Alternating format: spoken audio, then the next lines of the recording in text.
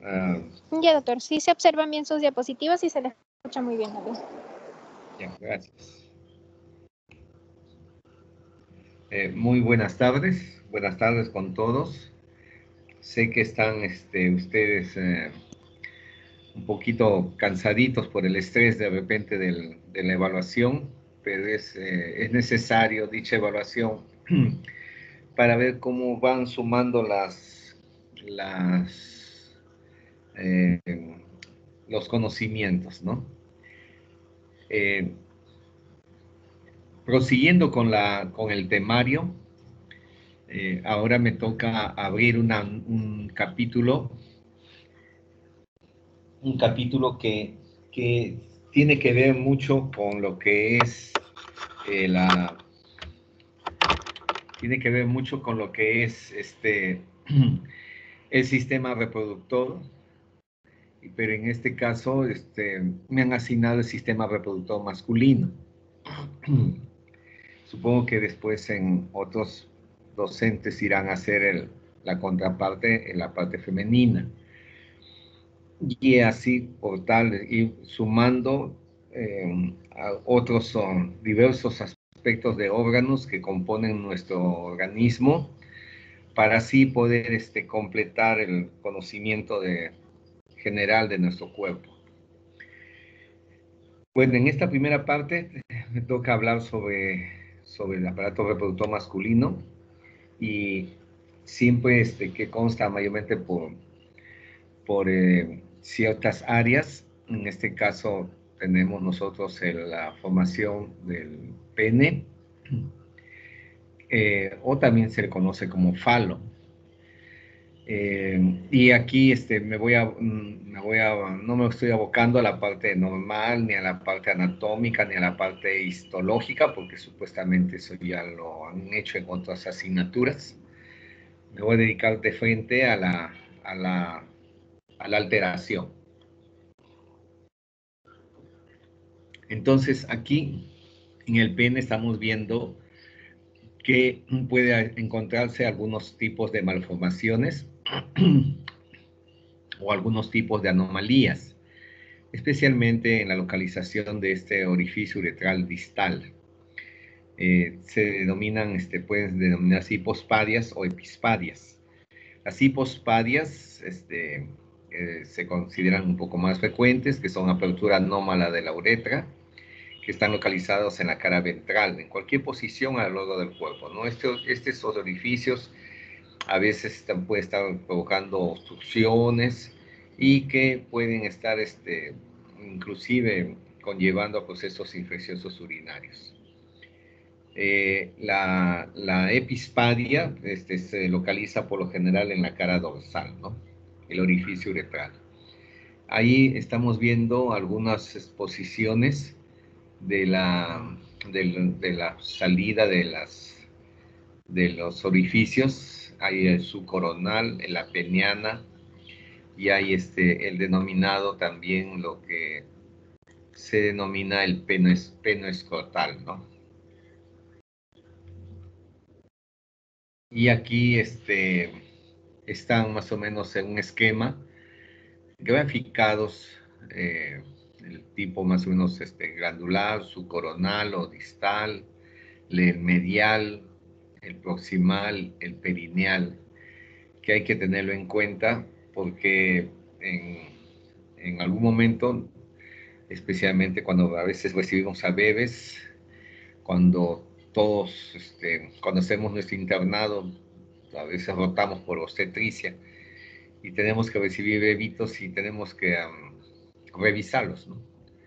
Y ahí hay que estar viendo los orificios naturales, especialmente vigilarlos y verlos, y a veces se encuentran este tipo de lesiones que les estoy mencionando ahora, ¿no? Y ahí está un tipo de lo que son una epispadia, ¿no? En la parte dorsal, ¿no? En la región peniana es importante que ustedes sepan que también se producen todo tipo de inflamación. Y en la inflamación, por lo general nosotros le llamamos balanitis. también le decimos balanopostitis.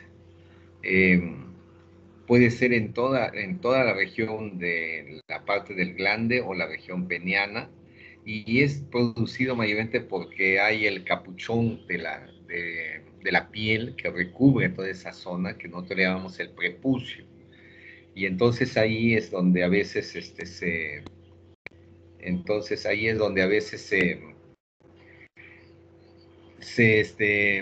llena de un material blanquecino. Nosotros le decimos el esmegma.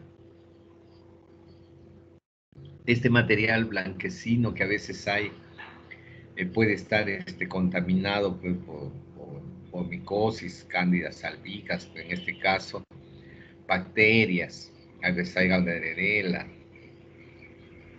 Y mayormente es porque, por lo general, como hay la parte de las fimosis, algunos que tienen, entonces no pueden retraerse la parte de la piel, ¿no? A veces no se la pueden retraer, y como no se la pueden retraer sobre el glande, entonces no se higienizan esa parte, entonces se llena de, de, de suciedad, como se le dice, ¿no?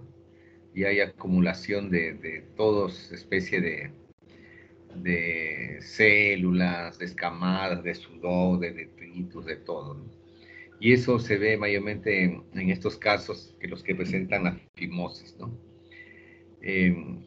Algunos lo tienen el prepucio muy alargado, ¿no? Que sí son unas fimosis verdaderas o congénitas que le dicen. Y pero otros, ¿no? En algunos aspectos, por ejemplo, en la parte de los judíos, ya les hacen la circuncisión, ¿no? Y otros, por lo general, se descaman, ¿no? Prácticamente uno los retrae manualmente, ¿no? Pero en otros, como les digo, utilizan la circuncisión, ¿no? Ahí hay una parte en esquema, como pueden ser algunos tipos de balanitis, ¿no? En la porción del glande se ponen unas áreas rojizas, como manchas rojizas, y que les produce prurito, mucho prurito les produce, y les incomoda a veces la ropa, la tela, ¿no? Y en algunos casos se erosiona tanto que parece como heridas, se forman ulceraciones, y en algunas ocasiones hasta a veces se ve material necrosado, ¿no? Medio como si fuera gangrenado.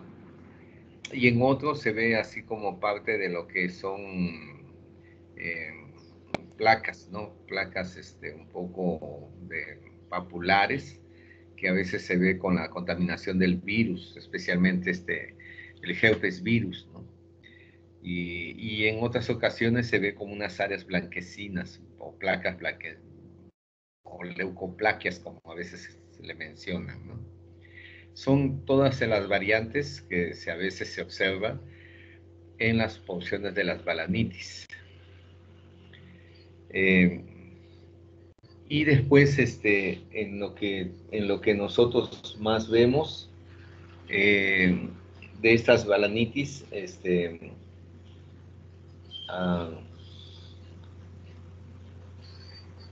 nos acercamos después a los tumores, ¿no? Aquí está puesto las neoplasias malignas, pero no es necesariamente que se vea una neoplasia maligna, también hay neoplasias benignas, ¿ya? Una de las neoplasias benignas que siempre vemos es el famoso condiloma acuminado. Este es producido por una variante del papiloma virus y que se observa mayormente como unas excrescencias de coliflor, como un aspecto de coliflor de color rosado, a veces pálido, claro, o rosa pálido, que se observa a nivel de la superficie del glande o en el surco balano prepucial. Pero también hay neoplasias malignas, también hemos visto bastante de este tipo de neoplasias malignas en el hospital. A veces me han llegado piezas operatorias de personas que le han extirpado, bueno, como 3/4 partes del pene, y donde se ve la lesión a nivel de esta área del surco balanoprepucial, ¿no? Todas estas, como es de un epitelio poliestratificado plano, no queratinizado, de ahí es su origen. Y se lo mencionan que son de personas, por lo general no circuncidados, dicen, ¿no? Mayores de 40 años. Pero puede haber una serie de probabilidades. Ustedes saben que el cáncer no lo hemos podido definir bien. Podría ser atribuido a deficiencia de higiene, algunos lo atribuyen al tabaquismo, otros al virus del papiloma, subtipo 16-18, en fin, eso está dentro de la probabilidad de lo que es del cáncer, ¿no? Lo cierto es que se produce ese excesivo crecimiento de ese tipo de células, y que en una primera oportunidad se produce en forma como placa a nivel de la región del peneano, y eso fue descrito por Bowen, por eso que a veces se le dice enfermedad de Bowen. Entonces ahí se encuentran células malignas en la epidermis sin romper la membrana basal. Entonces, cuando esto se rompe la membrana basal, ya, bueno, estamos hablando de un carcinoma epidermoide infiltrante. Pero cuando está a veces dentro de la membrana basal le llamamos in situ, o a veces también uno le dice enfermedad de Bowen. En este caso, por ejemplo, si ustedes están viendo, acá está la membrana basal, toda esta parte, por supuesto debajo hay la lámina propia, que hay linfocitos, células plasmáticas que pudiera encontrarse, pero de aquí se ve ya una distorsión de las células, ya no hay una buena disposición como en plataforma, como en escalerillas que pudiera encontrarse, sino una disgregación de células en el número, en tamaño, en la hipercromía, en diferentes formas, que inclusive se observa hasta la parte externa de la queratina.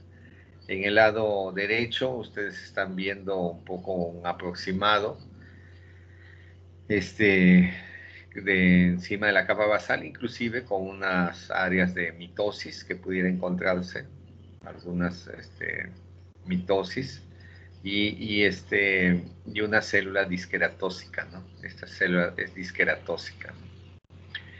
Ahí se ve el núcleo muy hipercromático, acá parece que fuera queratina, que tuviese aquí, y a su vez ya a salir hacia afuera, hacia la parte de la queratina, ¿no? Y esta es la parte de la mitosis que se encuentra, ¿no?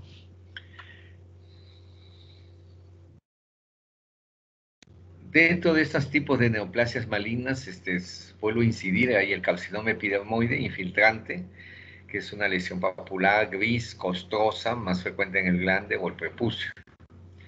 Entonces, cuando uno lo observa, mayormente está viendo al examen histológico o al microscopio óptico, vemos que es un tipo de carcinoma epidermoide queratinizante. El pronóstico mayormente está basado, depende del tamaño y el estadiaje. Y las lesiones localizadas tienen una supervivencia mayormente a 5 años, es de 66%. Todas ellas hay que revisarles los ganglios, porque pueden tener adenopatías, y eso a veces reduce pues, el pronóstico, ¿no? Un 27%. Hay variantes de este carcinoma epidermoide, que es el carcinoma verrugoso.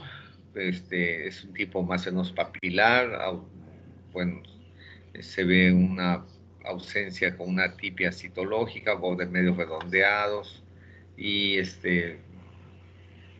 son muy invasivos, pero no dan siembras a distancia, ¿no? Esa es la variante, ¿no? Aquí está para que ustedes vean la lesión de la neoplasia.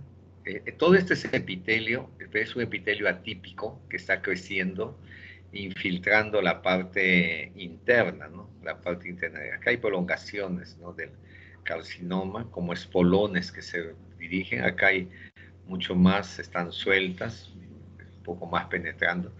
Y aquí es lo que a veces uno conlleva a ver que se llegan a la queratinización, ¿no? Esta queratinización que hay dentro de todo este componente celular atípico, que viene a queratinización, a veces le llamamos pérolas córneas, ¿no? Como lo que se ve en piel, pues, ¿no? Igualito, ¿no? Se ve en piel, es igualito lo que se ve aquí en la región peneana, ¿no? Y aquí vemos, bueno, la respuesta del paciente que tiene un poco de linfocitos, es un poco para ver el sistema defensivo que a veces tiene. A veces he visto casos en los cuales vemos el cáncer, pero este infiltrado de linfocitos y células plasmáticas en algunos pacientes no lo vemos, ¿no? Se ve como que no hay nada, no hay respuesta, ¿no? Bueno, depende del estado defensivo de cada persona también, ¿no?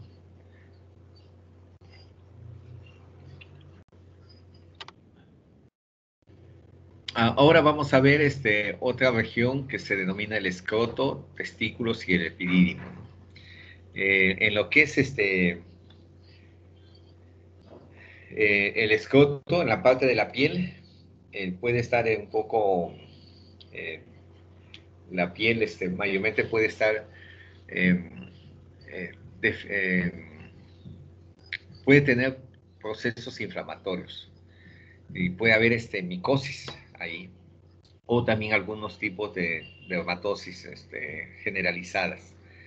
Eh, Neoplasias que se haya visto a ese nivel del escroto, la verdad no he visto, no he visto, por eso la literatura también dice que son muy raros, ¿no?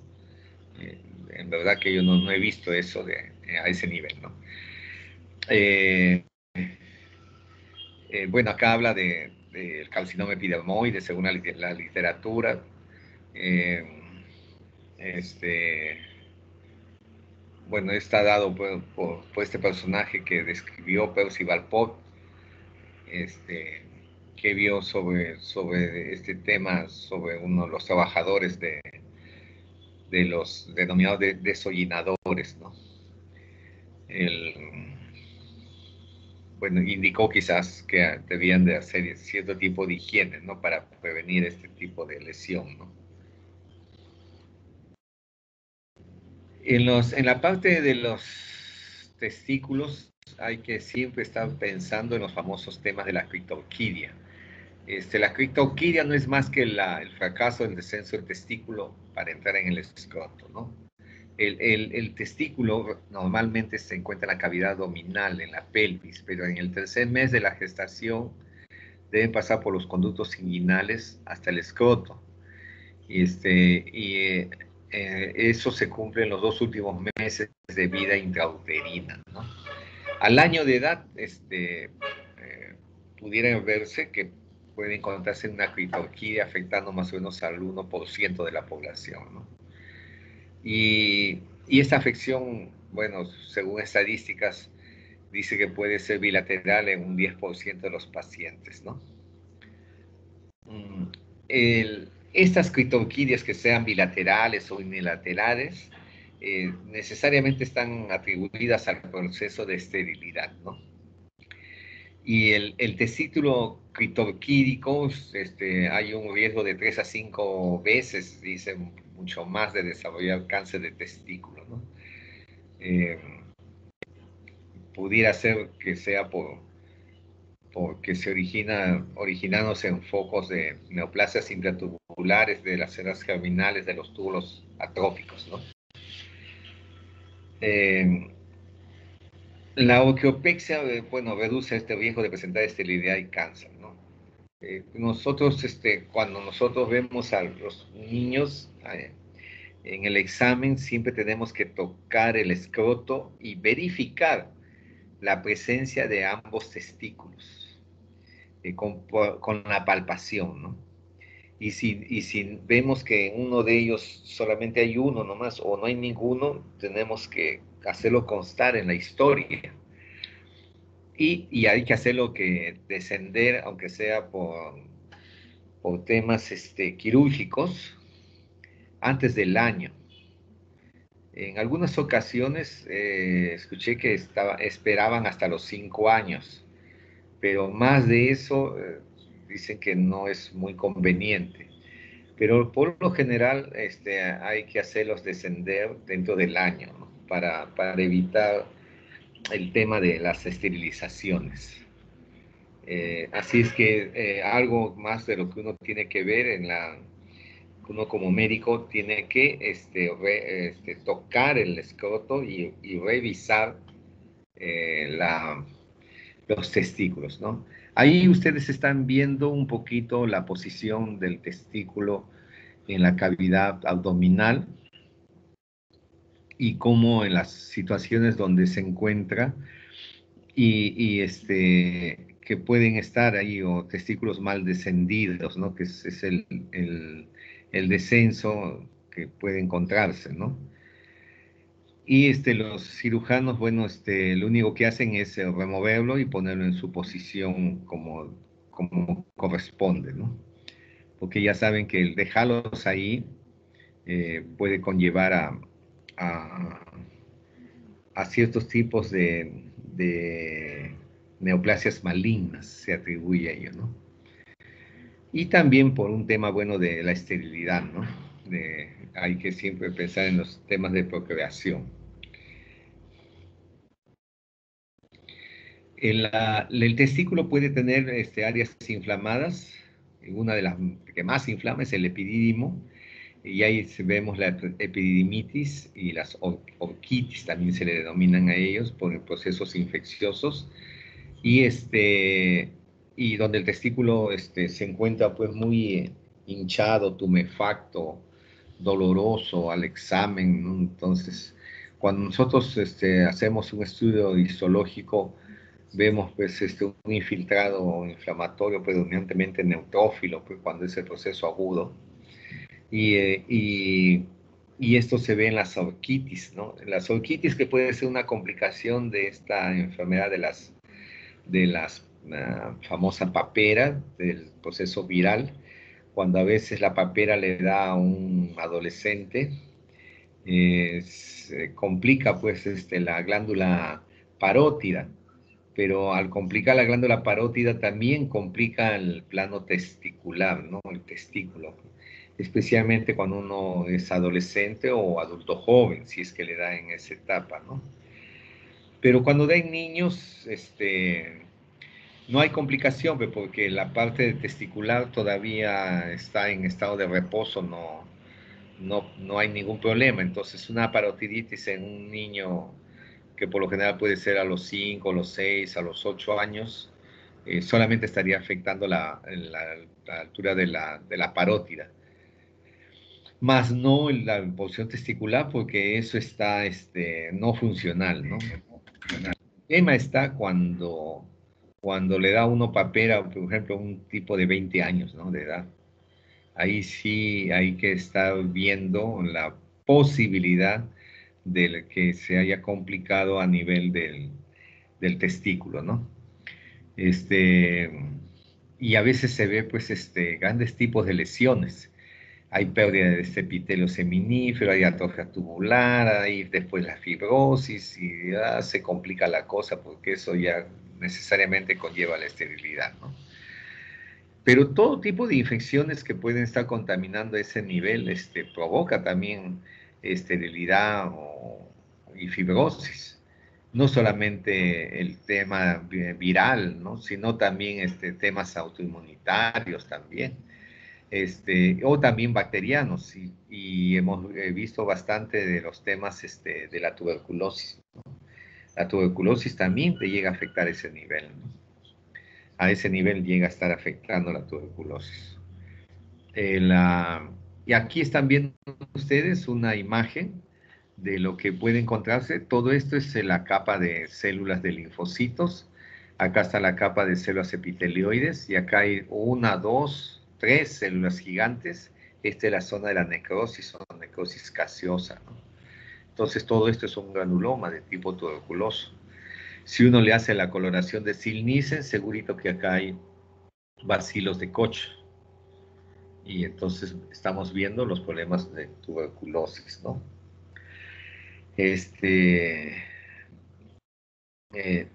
También hay que ver en cuenta, siempre, bueno, acá no lo mencionan, pero lo que yo he visto es esto, ¿no?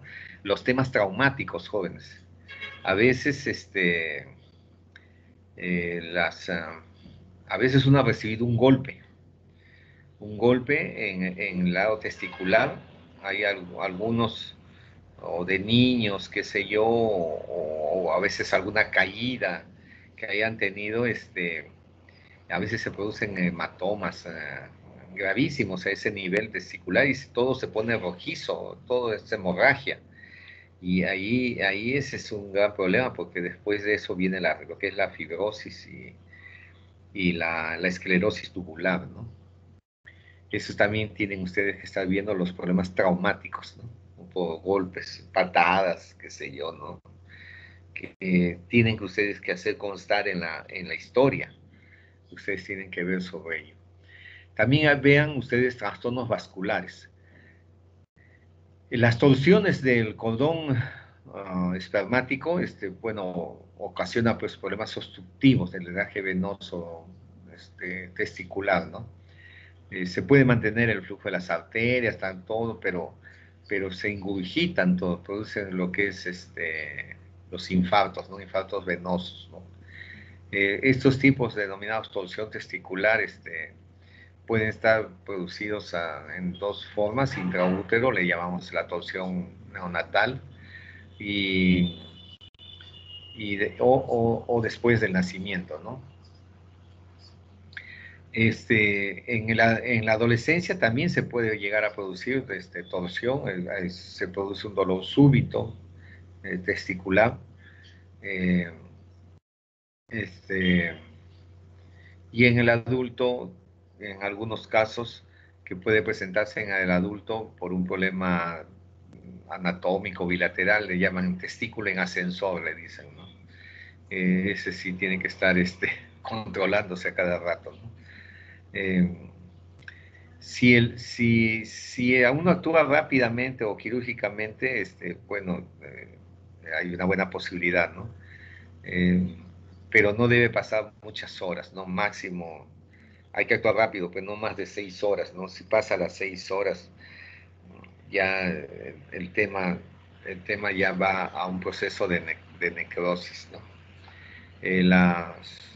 Por ejemplo, como en estos casos, ¿no? De isquemia prolongada. Este es todo una porción de tubo testicular, de un tubo seminífero.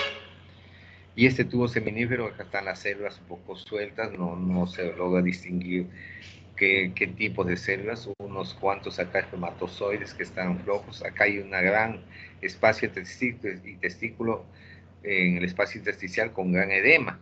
Todo este es edema. Y a veces hay hemorragia, todo este sector, y esto después se cubre de fibrosis, ¿no? Pero esto es una gran inflamación con mucho edema que hay en este sector, ¿no? O a veces, bueno, como acá les decía, ¿no? Les dije que había hemorragia, acá se produce la hemorragia también. Igual congestión de los vasos, hemorragias, todo este sector que está en un proceso de necrosis isquémica, ¿no? De tipo isquémico, ¿no? El testículo no está exento de tipos de lesiones. En este caso, como les decía, los tipos de lesiones eh, de, de, de malignidad. Aquí tenemos lesiones malignas. Esto sí hemos visto nosotros, son tumores frecuentes en los hombres, más o menos en la edad media o adulto joven, 15 a 34 años, y son pues todo un tipo de células germinales o de los cordones sexuales o del estroma que están proliferando en ello, ¿no? la mayor parte de todos estos tipos de tumores son de células germinales, malignas, ¿no? La mayor parte, casi en el 95%. Y los que son originados de células de Sertoli o de Leydig, que son los tumores de los cordones sexuales y del estroma, muy poco frecuentes. O también pueden causar como benignas, ¿no? Pero esos son los menos. Casi el 95% son de las células germinales, ¿no? Aquí está más o menos un cuadro que se ve el tipo de las edades y el tipo de neoplasias que a veces vemos. El seminoma siempre es el que más vemos, y un poco en las edades también que se llega a presentar. Y después a veces hay misturas, ¿no? Que también con otros encontramos, ¿no?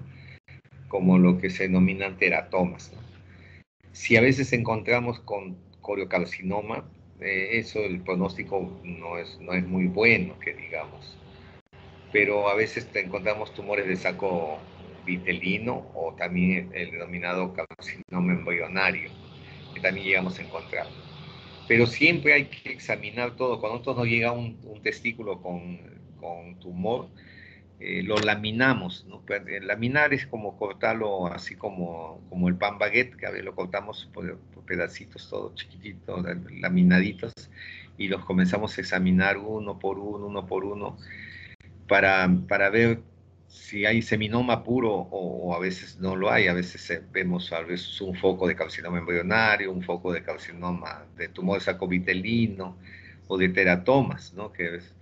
Y coriocarcinoma ahí sí nos asusta un poco más, ¿no? Pero también hacemos marcadores tumorales en algunos casos, y algunos ya nos van insinuando, ¿no? Cuando vemos los casos de las concentraciones de la HCG, ¿no? Que son elevadas, ¿no? Ya nos va haciendo una idea, ¿no? Al respecto.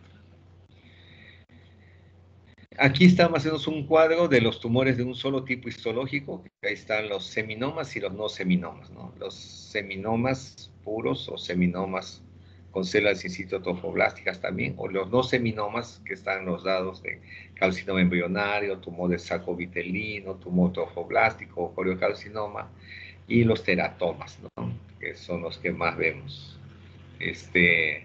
Pero siempre, como les digo, el 90 y tantos o 95% son seminomas, ¿ya? Todos estos tipos son de las células germinales que se dan entre 30 y 40 años. Se ha asociado un poco a la criptorquidia, que puede estar aumentando el riesgo de la tumoración. Y se habla de estos casos que el 40% pueden ser seminomas, o también con algunos el 60% puede haber de tipo mixto, ¿no? Y cuando nosotros vemos los tipos de seminomas, están localizados mayormente en los tubos seminíferos, como en este caso. Este es un tubo seminífero. Están dados entre las membranas basal y las células de Sotheby. Son de forma irregular, y, y, y, y que ustedes, si hacen un recuerdo de cómo se ve un túbulo seminífero, ustedes se van a dar cuenta que no tiene nada que ver con el lado normal, porque ustedes van a ver una célula un poco más grande, una más pequeña, una más chica, una irregularidad. A veces va a encontrar un poco de linfocitos en dicho sector, y a veces fuera también del túbulo también se pueden llegar a encontrar masas de células de tipo germinal, ¿no? Aquí ustedes están viendo un tipo de células con un citoplasma mayormente de núcleo, disociación núcleo-citoplasma, con una amplitud del citoplasma, como parece como especie de huevo frito, como se dice, que tienen algunos de ellos, algunos núcleos grandes, medios angulados, parecen en triángulo, otros disposición como parches, dicen, como área, a esto le llaman parches, áreas como acúmulos acá, otro acúmulo en el otro lado. puede encontrarse todo este tipo de variantes, ¿no? Aquí está más o menos la macroscopía de cómo se puede encontrar la parte del testículo. Esto está un testículo más o menos cortado, en donde se observa la masa un poco del testículo medio cerebroide. Es algo parecido a lo que ustedes cortan una huevera de pescado, más o menos así se observa. Disculpen la comparación que les haga de la huevera, pero así lo veo, así las veces que lo he cortado el testículo se ve igualito, se ve. Y entonces les hago esa mención para que ustedes lo comparen, ¿no? En esa parte de la tumoración, ¿no? La edad promedio, pues, es de adulto joven, ¿no? Hemos visto nosotros adolescentes, 20 años, 25 años. Acá menciono un poquito más, ¿no? Pero nosotros hemos visto bastante en jóvenes, no más de 40, ¿no? Los seminomas pueden ser sólidos, homogéneos, lobulados, de color pardo claro amarillento. A veces puede tener áreas hemorrágicas, a veces puede tener parte de necrosis también, ¿no? Cuando nosotros vemos la histología, nosotros vemos así la masa de células irregulares. Este es todo un tubuli que se ha formado, pero ustedes ven así toda esta masa irregular de difuso de células con septus.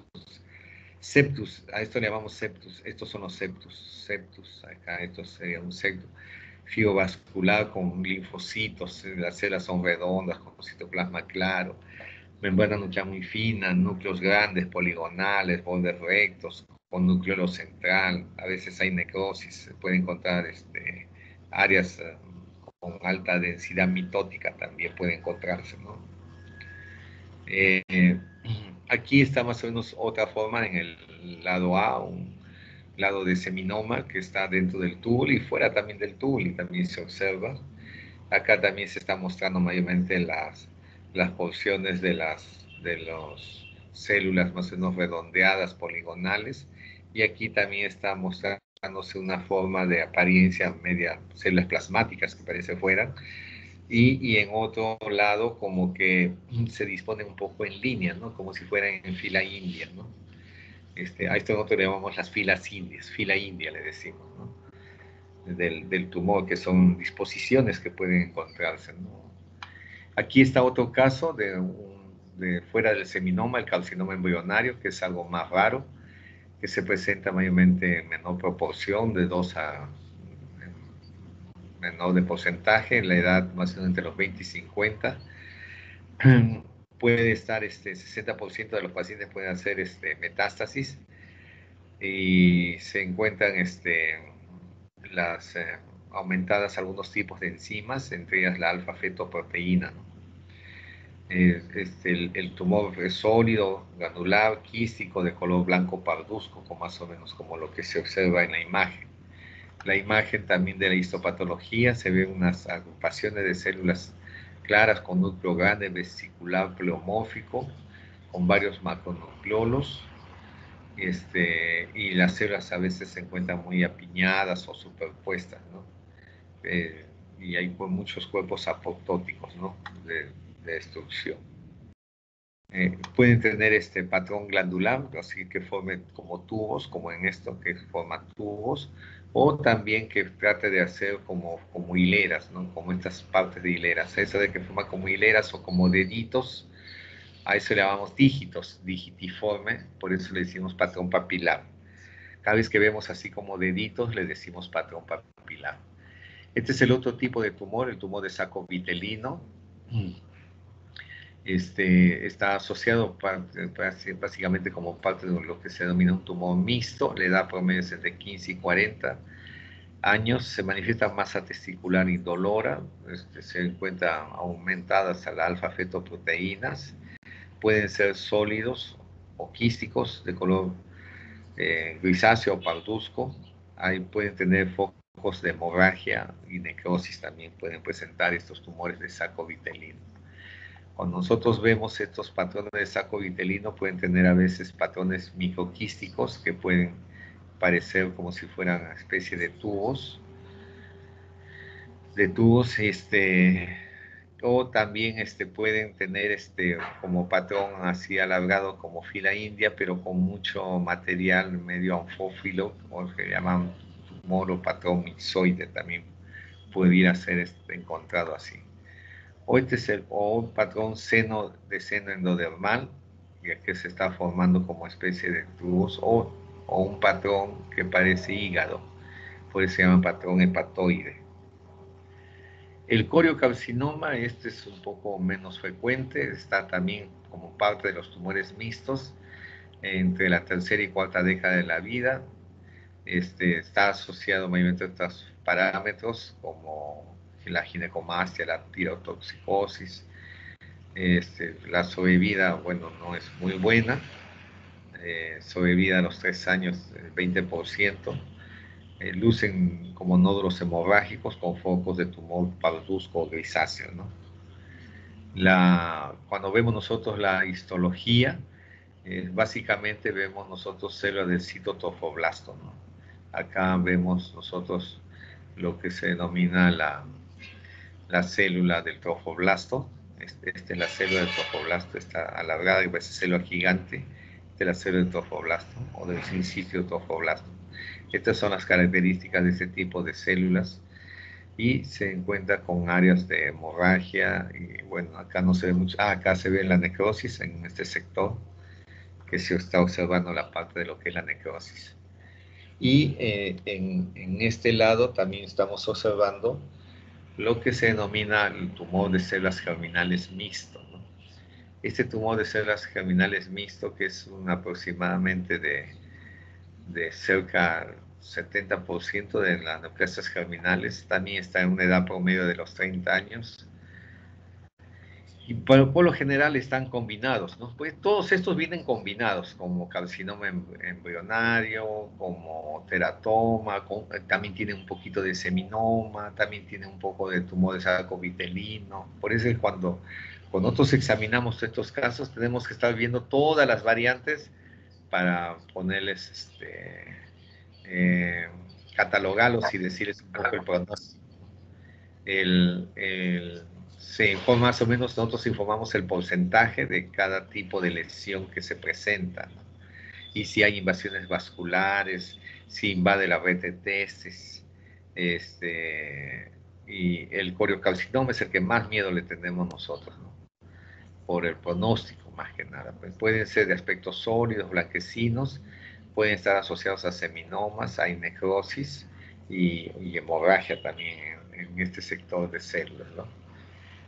Así se observa mayormente en estos casos como si fuesen etapas de testículo de etapa embrionaria, por eso dicen poliembrioma, o en estos casos que parece embrioma difuso, ¿no? Como se ve como alargaditos, que se observa mayormente cuando nosotros examinamos un testículo en estado embrionario, ¿no? De los neonatos, cuando a veces hemos cortado de los neonatos. Es bien parecido a las imágenes que estamos viendo ahorita, ¿no?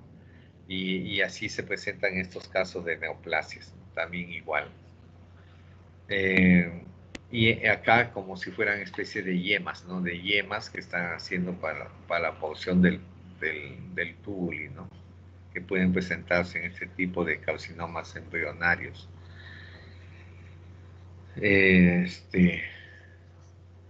Y aquí, bueno, habla de unas porciones de los tumores que son derivados de tumores de saco vitelino, de tumores tuberal, tumores espermatocíticos, pero son tipos de clasificación nada más, ¿no?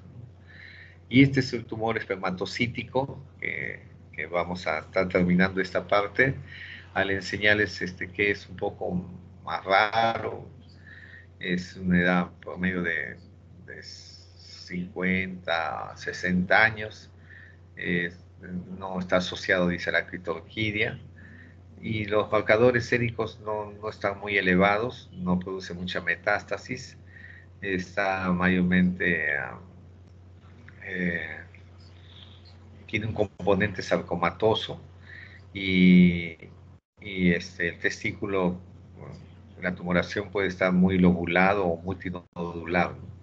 Puede estar de color más o menos blanco grisáceo y puede tener ocasionalmente algunos quistes con focos de hemorragia.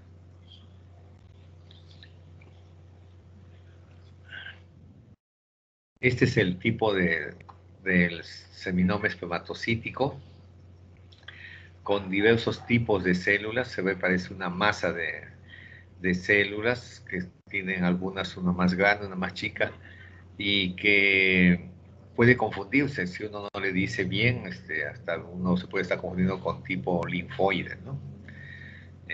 Si uno no les dice de dónde ha obtenido el, el tipo de tejido, ¿no?